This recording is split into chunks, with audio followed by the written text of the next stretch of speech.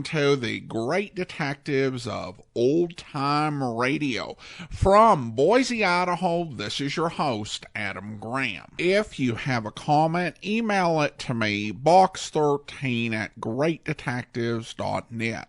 Follow us on Twitter at Radio Detectives and check us out on Instagram, instagram.com/Great Detectives. Well, this is the first new podcast episode I've recorded in nearly 2 months. I'm recording this episode on April the 11th, and I'm only going to record 2 episodes this week to kind of ease myself back into recording new episodes. We'll have a brief update on baby and family after the episode. I'll probably go into more detail on Friday on yours truly, Johnny Dollar.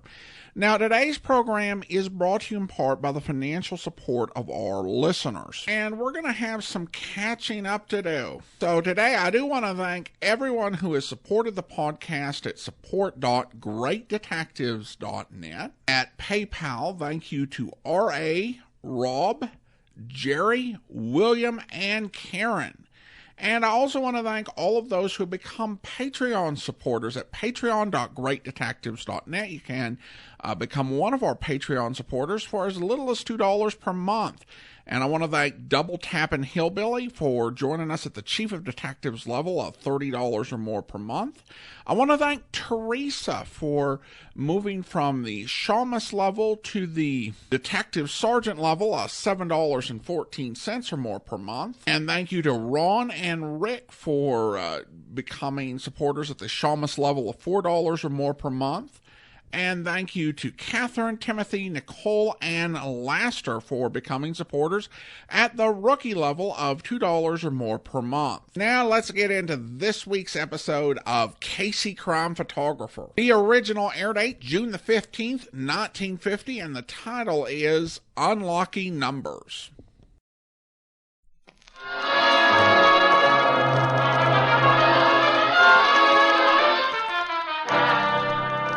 Good evening. This is Ken Roberts inviting you to listen to another adventure of Casey, crime photographer. Ace cameraman who covers the crime news of a great city.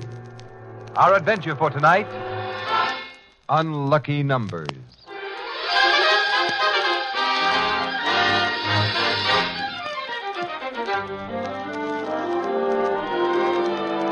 Afternoon at the Blue Note Cafe. And Casey and Ethelbert are discussing a very delicate situation. It's a very delicate situation, Casey. Gladys wants to marry me, I think. Now, Ethelbert, what makes you think that? She said so. Oh. And what I'm scared of is if I don't ask her to marry me, she'll be mad. If I do ask her to marry me, she'll marry me. Casey, what am I going to do? Ethelbert, you must be firm. Yeah? Yes, sir. It's been my experience that once you let a woman get the upper hand, you're done for. Casey. Be the boss. Casey. Yeah, and whatever you do, Ethelbert, don't forget. Oh, hello, Miss Williams. Forget what, Casey? Oh, Annie. Annie? Mm-hmm. Well, Ethelbert and I were just, we were just... I know. You were teaching him to be firm. I once worked for a firm. Don't change the subject, Ethelbert. Anyway, Casey, Burke has an assignment for us. What? Do a story on the numbers racket. Why? What do you mean, why? Oh, is Burke off on another one of his crusading kicks, clean up the town? All I know What's so is... terrible about the numbers? If a guy wants to be a sucker, he bets a buck. Maybe he loses the buck. Maybe he wins. I don't know. 550. 550 what? Bucks. If you win. That's the odds. You bet on the last 3 digits of the Treasury balance. Well, what's the harm in that? Well, don't look at me. All I know is Burke said to get the lowdown, something to break it up. So, let's go. Well, go where? How do you start? Well, you could ask Steve Polachek. Who? Steve Polachek. He plays the numbers. Well, that's a start. Where does this Steve Polachek live? Over on Ward Street, 22, I think it is. Mm-hmm. Oh, come on, Casey. Okay. All right. Of all the silly assignments Burke ever handed us, this is without a...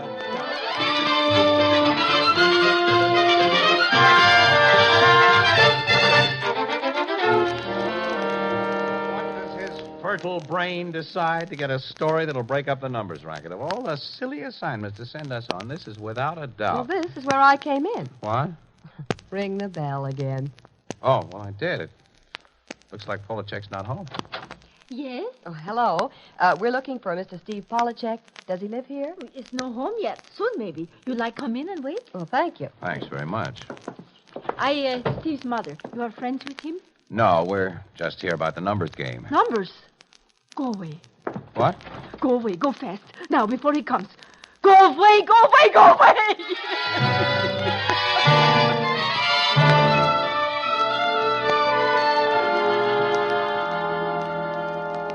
She's all right now, Casey. Oh, I'm sorry we upset you, Mrs. Polachek. I forgot to say that we were from the Express, you know, the newspaper. It is all right. Excuse, please, Mr. Casey, Miss Williams. I think when you say numbers, I think you come sell Steve numbers. Well, we haven't. But even if we had, Mrs. Polachek, why should you be so upset? Oh, it's bad. It's bad. But why? Well, it's like sick with my Steve. It's like sick. Sick? From betting? Mr. Casey, now you listen.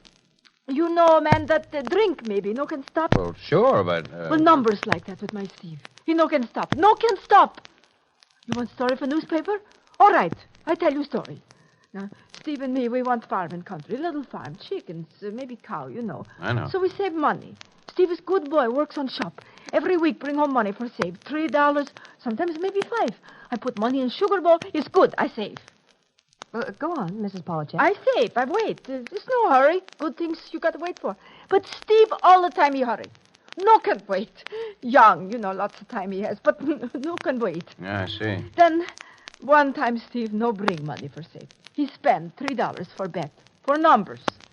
He say if he win, he have money for payment on farm. So he bet. Well, did he win? No. He no win that week, so he bet money next week. And he no win, and next week, and next, and next, and next, and he no win, never. Oh, that's bad. Every week he spend money for bet, more and more. And then he take money from Sugar Bowl. Well, pretty soon Sugar Bowl is empty. Then he take money from me, more and more and more. Now I no can pay bills. Me, Clara Polachek, I no can pay bills. And he no can stop. Oh, in parlor, Steve. Well, what are you doing in there? I was... Oh. Steve, this Mr. Casey, Miss Williams, my friends. Glad to meet you. Hello, Steve. Hello, Steve. Ma, can I, talk to you for a minute? Well, I'm here. Talk. Yeah, well, I mean in private. Well, we'll wait outside. No, stay, listen. What you want, Steve? But, Ma... Well, what you want, Steve? $2, Ma. Just $2. Sugar Bowl is empty, Steve. From the housekeeping money, I mean. It's gone too, Steve. But I need the dough. What'll I do, Ma? Stop gambling. Ma, please don't pick on me. Mrs. Polachek, we'll leave you alone. No, and you no, can stay, listen. Steve, I no pick on you. Yes, you do. Don't you see, Ma? I don't want to gamble. I gotta. I lost too much to quit now when my number's bound to come up. And when it does come up, Ma, we'll be rich. What for we want to be rich? He's enough to save, pay bills, put money in Sugar Bowl. Yeah, sure. Lousy nickels and dimes so we can buy a farm in 100 years. Oh, it's not true. Was lots of money in Sugar Bowl before... Before what? Well, go ahead and say it. Before I swipe the money to gamble.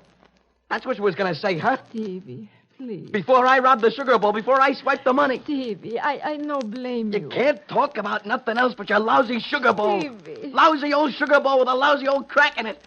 All empty. Look at it, all empty. And I don't care, you hear me, Ma? I don't care. I don't care about your lousy old Sugar Bowls. Oh, Ma, help me.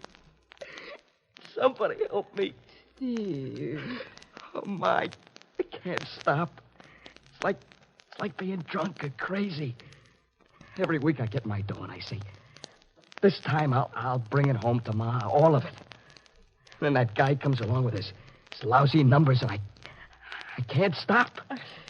Those numbers guys, Ma, I wish they was all dead. So do I, Steve. So do I.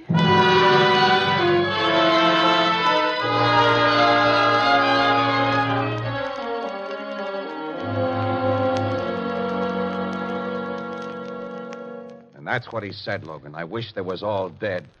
And me, 2 hours ago, I said, what harm is there in the numbers? You should have seen this Polachek boy, Captain Logan.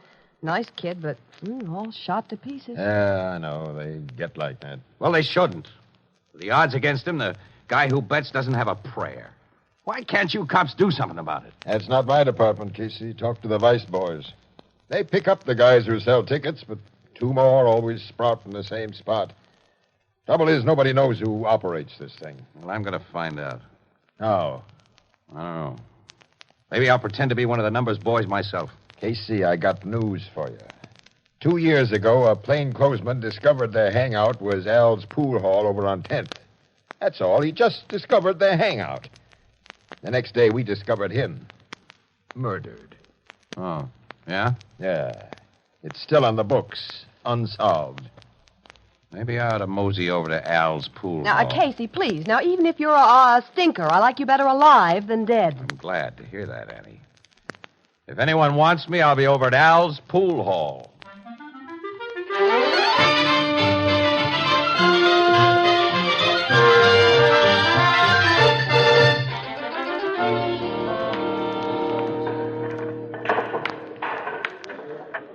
That's a nice pool hall Al's got here, huh? Yeah. Nice tables. Yeah. You're new. I ain't seen you before. I'm new. None of the boys, they ain't seen you before. Well, I'm new. Numbers? Huh? Work for Andy? Uh-huh. South Side? That's right. Andy don't operate on the South Side. He does now. What do you mean? He started this morning. You mean he's taken over the Reed territory? Figure it out yourself. Well, that's good news. I'm glad to hear it. They call me Whitey. Like a game of pool? Sure. They call me Duke. Reason I cased you first off, we gotta be careful. Sure. Yeah, I'll break. One ball in the side pocket. Sure.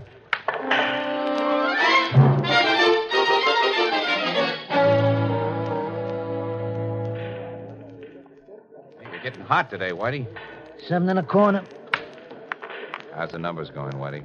Fair. Collected nearly 3 G's this week with no hits. Didn't have to pay out a cent, huh? Not one. 8 ball on the side. But we gotta operate careful. Sure. The newspapers are getting after us. Sure. Yeah. This guy Casey over at the Express, him and a reporter named Williams. See the stories they're writing up?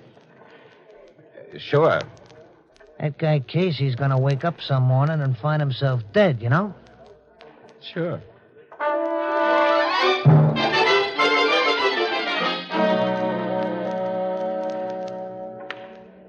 Glad you dropped in today, pal. What's up? This Casey's getting on our necks.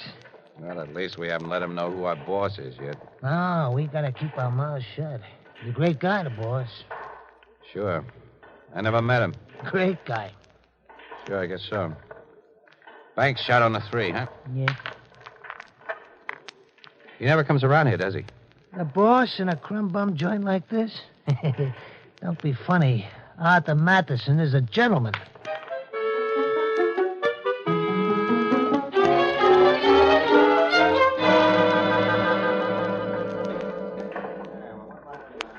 What do you say today, Whitey? The word is to take it slow, pal. What's up? This Williams dame and this Casey on the Express, they're finding out too much. Like what? Those stories they write in the Express, the cops will be turning the heat on us. Watch it, pal. Huh? What? A cop heading in here. Hey, watch it, fellas. Watch it. The cop there. Watch it. Casey.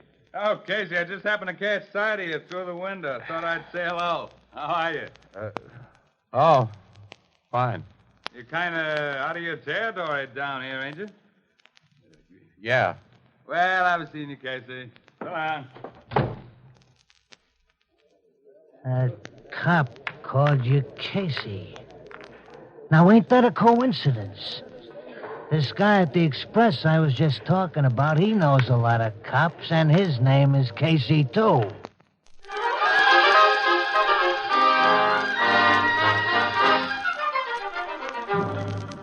Casey, huh? Could it be you're the same Casey as that louse on the Express? What do you think, Whitey? I think you are. What do you think I got in this pocket? A handkerchief? Why, you... This is that newspaper photographer Casey, boys. Don't move, Whitey. Don't move, anybody. I'm getting out of here. You, get away from that door. You, too. It's better. So long, boys. See you later.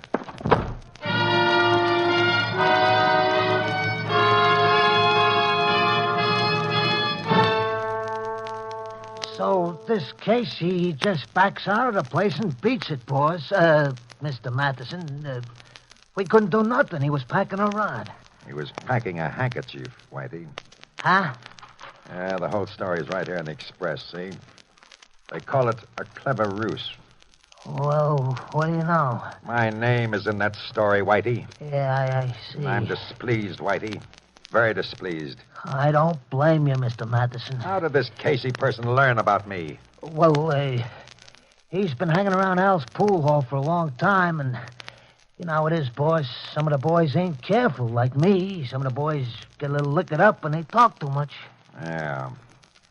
Whitey, remember what happened to that cop that nosed around Al's pool hall 2 years ago? Oh, yeah. Now, if we could lure Casey over to the house with the silver door... Yeah, the silver door. I could call him up with a phony newspaper story. No, better have Gloria do it.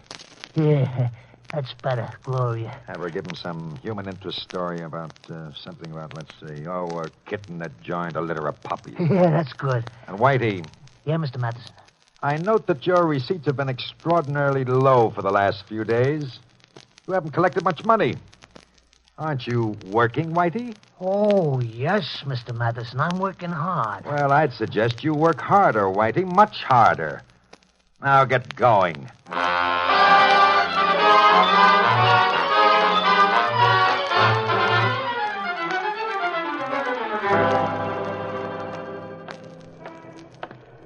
Hello, Steve. What? You? Leave me alone, will you, Whitey? How much you want to bet tonight, Steve? I tell you, leave me alone. Just leave me alone. How about that little farm your mother was planning on, Steve? All you got to do is call the numbers right just once, and it's yours. Cut it out, Whitey. Please cut it out. I'm taking my pay envelope home tonight, you understand? Sure, but you're due for a break, Steve. And $20 will pay you $9,000 if you hit it. I thought you guys was going to be stopped. $9,000, Steve. There's your farm. What do you say, bet 20? Okay, $20 on the same number. But this is the last time you're going to make me open my pay envelope. That guy in the paper, that Casey, he'll get you guys, the whole pack of you. I'll tell you a secret, Steve. Casey's through. The boys at the Silver Door are going to take care of him. Permanent.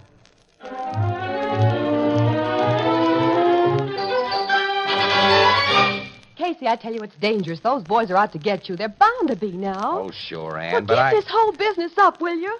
Drop it. I can't. Why not? Well- Matheson's the head man, and you found that out. Now let the police handle it from now on. I've just been talking to Logan. The cops haven't got a thing on Matheson. They can't touch him. That's a very sharp guy, that Matheson. He hasn't made any mistakes. Well, don't you make any. Drop the whole thing while you still can, please. Oh, excuse me, anyway. Photography, Casey talking. Yeah? Oh, where? Wait a minute. 926. Okay. Oh, thank you very much. What was that? Gee. Some dame over at 926 Bain Street. She calls me. She's got a great human interest story. A kitten got in with a litter of puppies. How cute. That's all I got to worry about. Now, listen, Annie, about Matheson. Now, Casey, please, forget Matheson. Forget the numbers and keep out of danger. Let's cover that puppy story, Casey. Oh, but, Annie, Please, I'm scared. I'm scared for you. Please. Okay, Annie, okay. All right, I'll go with you just for a change. I'll take time off to clear my brain. Tell the desk where we're going. I'll get some film for my camera.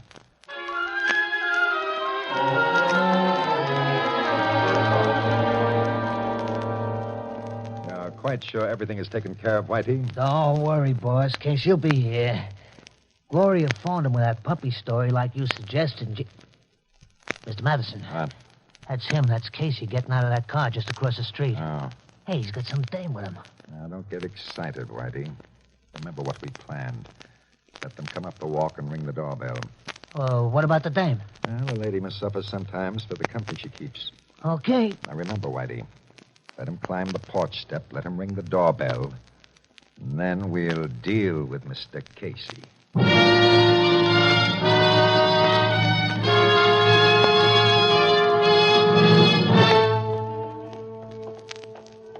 This is it, Casey. 926 Bain Street. Yeah. Mm-hmm. Watch it, Annie. These Yeah. porch steps are rickety, I guess. What? Williams, wait. Oh, Mrs. Polachek. Oh, Mr. Casey. Mr. Williams, thank goodness I catch. What's the matter, Mrs. Polachek? I telephone you paper. They say you come here, so I come. What for? To warn. Warn? What about? It's danger. Mr. Casey, man on numbers, he mad at you. Well, that's old news, Mrs. Polachek, but thank you. Oh, Annie. no, wait, listen. My Stevie tell me what man say. What man? Name is Whitey, no? Yeah. Whitey, what'd he say? Oh, something about Silver Door. Somebody by Silver Door gonna hurt you. How you say, gonna get you. Casey. Easy, Annie. Silver door. You know what that is? No. Well, you'll stay away from it, whatever it is, and I'll see to that. Oh, thanks, Mrs. Polachek. Oh, Yes, thanks for the tip, Mrs. no, Polachek. no, thank me. You just be careful about Silver Door. Yeah, silver door. Sounds like a nightclub. Well, keep away from nightclubs. Gee. Casey, ring the bell. Yeah, okay. I was just thinking about it. Ann. What? The door. What door? This one, right here. Casey. A house with a silver door. Come on, Ann. We're getting out of here fast. Oh. Think they saw us? I don't know. Quick. Get in the car. Yeah. Casey, hurry. I am. Take a look at the house, Ann. See anybody? No. What's the matter with this starter? Casey, the house. 2 men are coming out of the house. Whitey and Matheson. Get this car going. Can't. The motor won't start. What's the matter, Casey? Motor trouble. Whitey. That's right. And this here's Mr. Matheson. Oh, hello, Mr. Casey. I must apologize about your car. An associate of mine, quite mechanically inclined, disconnected a wire or something. Fix it, Whitey, and then we'll get going. Now, just a minute. You may drive, Mr. Casey, but you'd better follow instructions. Whitey and I carry more than handkerchiefs in our pockets. Don't we, Whitey, hey?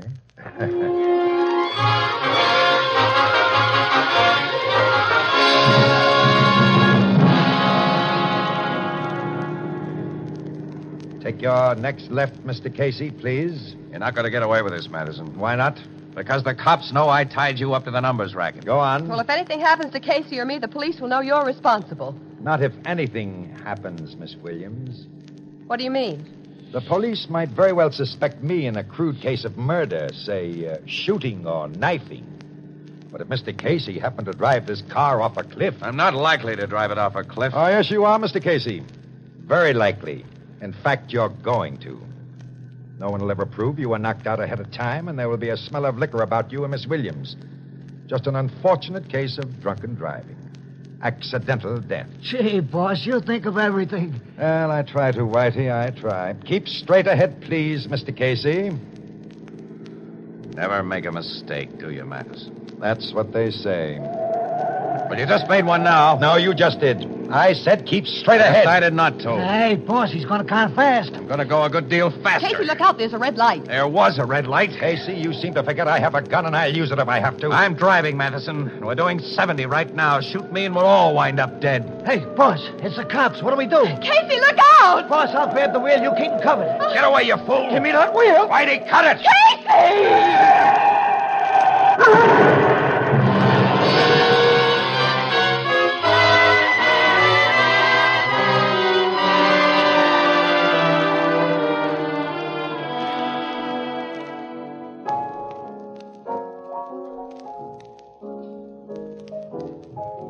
Casey, another pillow behind your back? Oh, no, thanks, Bert. Miss Williams, another pillow under your... No, thanks, Ethelbert. Gee, you two look terrible. Got to see the other guys. Whitey and Matheson? Yeah, that wise cookie Matheson finally made a mistake. You mean going driving with you? I mean, the police finally got a nice long list against him, from violation of the Sullivan Act to attempted murder, plus a confession that he was running the numbers racket. Speaking of violations, how many red lights did you go through, Casey? Only about 8. Oh, which reminds me, Annie, do you think Logan can fix a ticket for reckless driving? I hope not. That'll teach you to slam me into lampposts at 40 miles an hour, I feel like. Well, look who just came in. Hello, Mrs. Polachek. And Steve. Hello there. Hello, Stevie. You feel bad, no? We feel bad, yes. Oh. Oh, not really, no. Just a few bruises. Good. I come with Steve to thank. Yeah, that's right.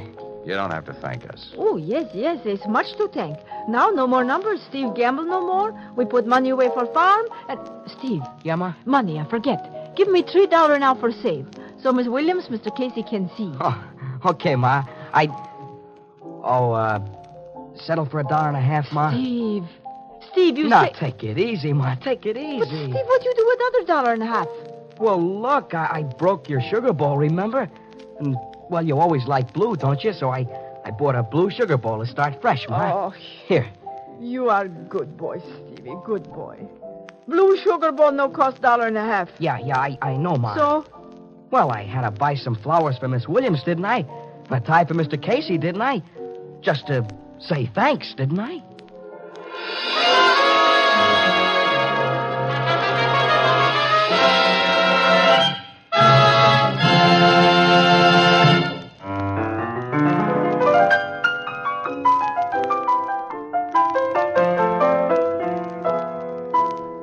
Tonight's adventure was written by Alonzo Dean Cole. Stott Cotsworth played the part of Casey, Jan Miner was Anne, and John Gibson was Ethelbert. Next week, another adventure of Casey, crime photographer. This is the United States Armed Forces Radio Service, the voice of information and education.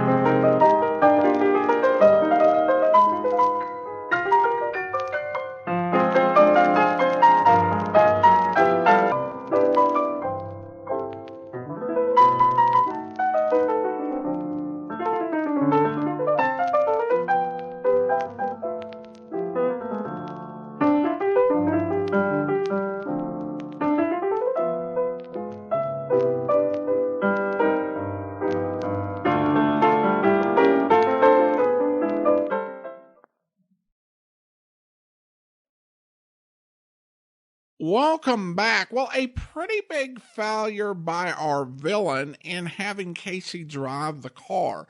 Casey taking this sort of risk is something that you'd practically have to bet on happening. That sort of thing is understandable if you only have one criminal, but when you have multiple, one of you should be able to drive. I thought the episode did do a good job of highlighting the problems with the numbers racket. I think that there were a lot of listeners who may have felt like Casey at the start of the episode, like it was no big deal. But the episode brings home the point that the numbers racket really exploited people who were poor and didn't have much money, and even the potential of gambling addictions coming up. I've been reading a few of the Casey books, and I have to say that it would be hard for Casey to go undercover, at least the way he's portrayed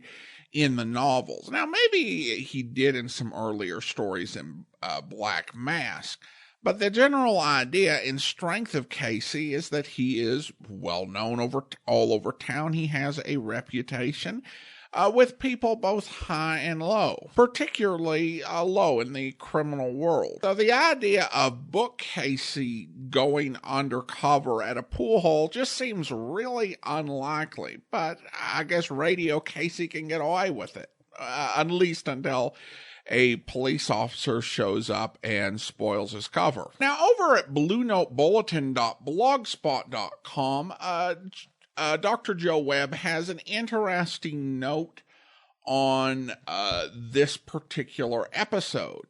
It was written by Gail and Harry Ingram, and it was based on a script that Gail had written for the series The Big Story. The Big Story was an anthology series that adapted stories, often crime stories, that were covered in newspapers across the country. So Gail collaborated with her husband to take this into Casey Crime Photographer and make a few changes, including a brand new ending. All right, so like I said, I'm going to go on a bit longer in terms of family update when I record yours truly, Johnny Dollar, since that's the series that has the most listeners.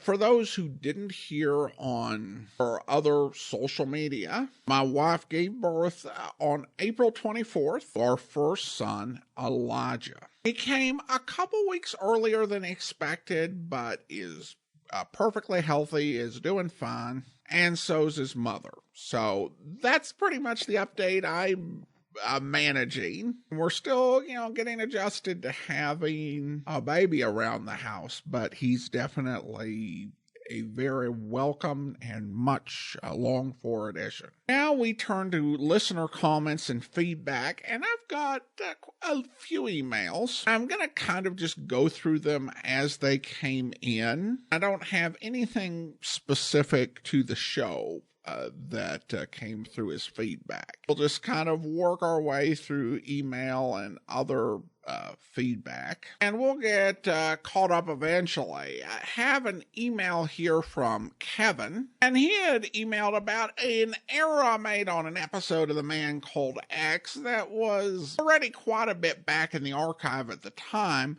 And he sent an additional follow-up email. Hi, Adam. After my previous correction message, it occurs I should have taken a bit more time to show a bit more appreciation. I really appreciate the exposure and re-exposure you give us to various detectives. When I first heard you were starting over with Johnny Dollar, my first thought was if I could endure the first Johnny, I would enjoy the rest. I'd heard him several times before, and I'd always thought he was more of a joke than a detective. But I got to really liking him more and more with this final time through. I was kind of sorry when that series finished. I'm better able to appreciate the differences and how they all fit into a series. The same was true of The Man Called X. I'd heard some of them before, and I didn't have much appreciation for them. But now I really like them. I used to wonder why he even let Pagon hang around, but now I very much enjoy him. Much the same response to Casey Crime Photographer. Although I like them somewhat, I'm really enjoying those now. Trying new things and the old ones for a second or third time is a terrific way to begin appreciating some of the shows you might only glance at. Thanks for the consideration to the whole series. It's continuity and commentary that deepens the appreciation for these works of art and entertainment.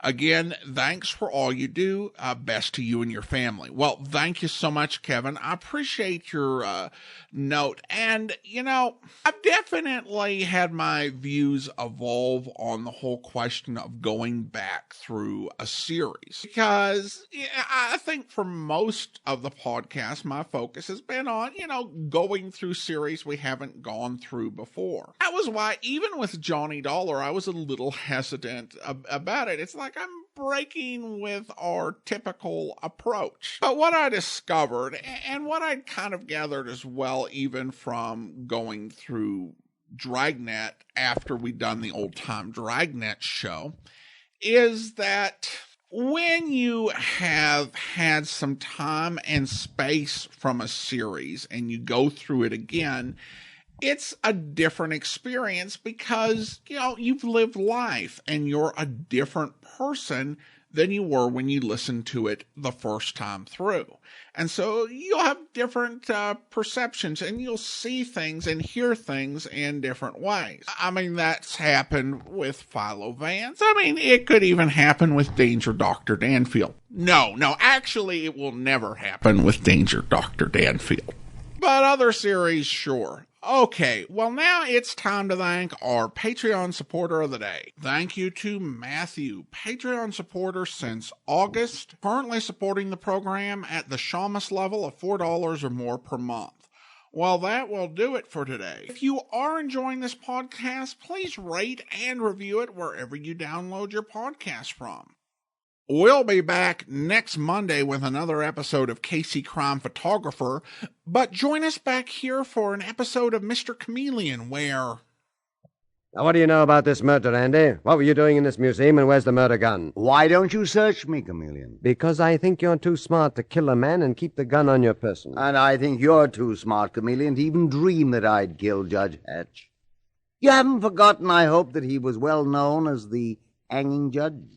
When I was in stir, at least 20 men said their first act on release would be to knock off that old beat. Did you get my point, old man? The point is that those 20 suspects you so kindly present, Andy, are still in stir, but you are out and on the scene here.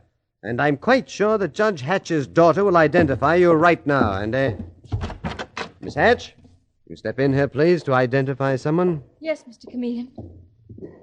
Miss Hatch, is this the man that your father saw just before he was shot? Is this the man who disturbed him so that he ducked into a room to avoid being seen? I don't know, Mr. Chameleon.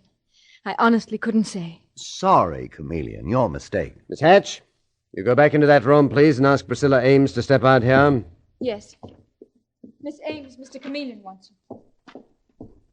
Miss Ames, is this man familiar to you? What do you mean? How would I happen to know a cheap crook? You forget, Miss Ames, that your brother was a crook. A confidence man just like Andy. Well, I never saw this man before. I never laid eyes on him. That's very odd, because at one time he and your brother were partners. Mr. Crosley. Yes, sir.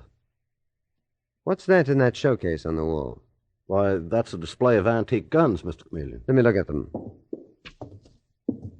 Antique guns? Well, you don't say. And is that little automatic in the corner an antique?